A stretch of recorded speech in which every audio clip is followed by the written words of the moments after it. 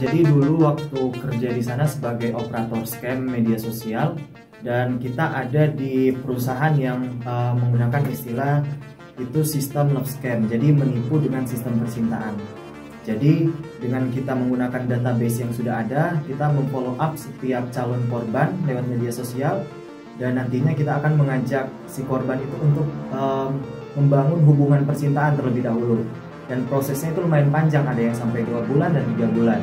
Lalu selanjutnya si korban akan diajak untuk ikut bergabung dalam bisnis sampingan, yaitu bisa kripto atau trading emas ataupun jual beli toko online seperti itu. Dan nantinya uang dari member ini akan terkunci. Jadi nanti berkelipatan sistemnya. Jadi kita pakai sistem di sana ada simbol infinity. Jadi tidak akan ada akhir dari situ. Jadi setelah si korban ini membayar yang satu, akan ada pembayaran berikutnya lagi. Jadi akan berputar-putar terus seperti itu, tidak ada ujungnya seperti itu. Love scam itu untuk cara memikat mereka, bagaimana caranya? Modusnya bagaimana? Ya, kalau modusnya sendiri kita kan kalau dari perusahaan terakhir tempat kita kerja itu, kita setiap mau kerja itu 15 menit di awal akan ada training dari setiap leader. Jadi bagaimana memainkan psikologis dari member, calon korban, bagaimana bisa menyentuh calon korban. Contoh kita harus mengambil kelemahan dari calon korban ini. Contoh ada member yang dia sudah ditinggalkan istri, tapi dia mempunyai anak yang autis. Jadi kita masuk ke anaknya, berikan perhatian lewat member ini ke anaknya itu. Jadi otomatis pria manapun kalau ada perempuan datang dan berikan perhatian untuk anaknya yang seperti itu, pasti akan ada rasa ketertarikan atau ada rasa simpati di situ. Ketika si karakternya kita itu ada empati untuk member, pasti si member ini akan ada simpati dengan cara dia akan ikut semua apa yang dimintakan oleh kita sebagai karakter di situ. Sering berperilaku juga sebagai wanita perempuan yang kemudian berlaku mesum. Ya, ada, karena sistemnya kita ada juga yang menggunakan AI. Jadi ketika kalau dulu sebelum ada AI, calon korban meminta untuk video call itu kita akan menolak secara halus. Tapi sekarang malahan kita yang duluan minta untuk video call karena dengan kehadiran AI. Dalam berkomunikasi, Juan pakai bahasa apa? Tetap menggunakan bahasa Indonesia karena korbannya kita itu orang Indonesia. Targetnya tetap orang Ya. Indonesia. Ketika yang kerja di sana itu orang Indonesia, pasti pasarnya itu pasar Indonesia. Jadi perilaku tadi buka baju, Ya, jadi mengundang dia untuk berperilaku yang tidak semestinya, dan nantinya kan ada jejak digitalnya. Kita bisa screen record dan lain sebagainya, dan itu bisa jadi satu ancaman untuk si korban ini ketika dia tidak bisa mengikuti keinginan dari si karakter ini. Berarti korban tidak tahu kalau di screen record. Tidak tahu. Jadi kan kita seperti selayaknya kita VC seperti biasa ketika terlihat email korban. Nanti ketika dikasih tahu bahwa korban di screen record itu pada saat Dia menolak. apa?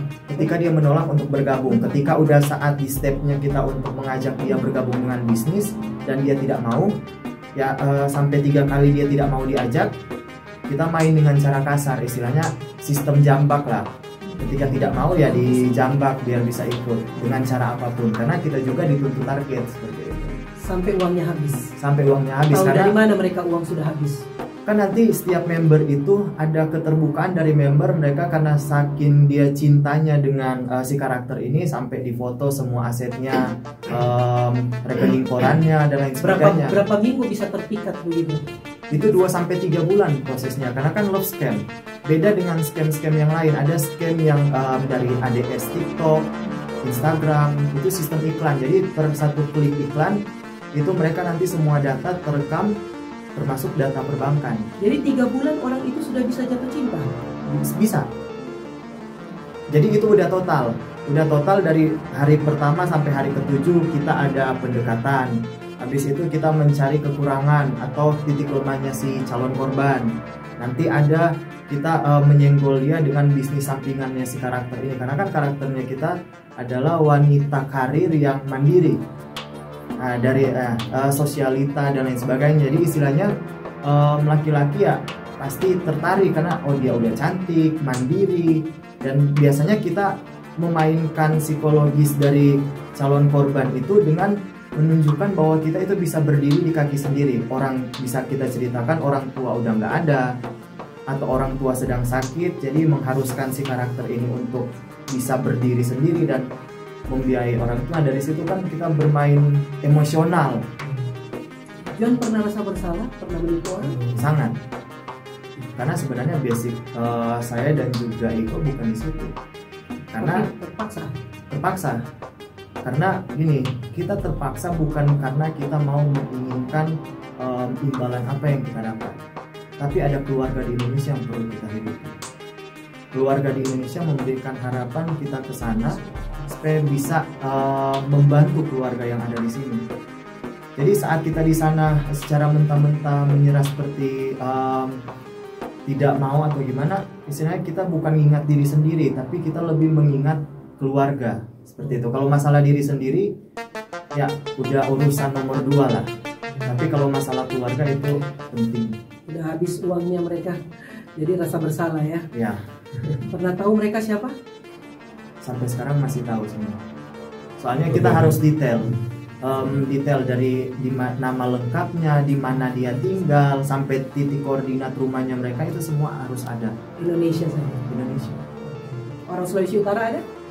Kalau saya sendiri di kantor, karena kebetulan banyak orang Manado, jadi kita udah sepakat jangan ambil orang Manado.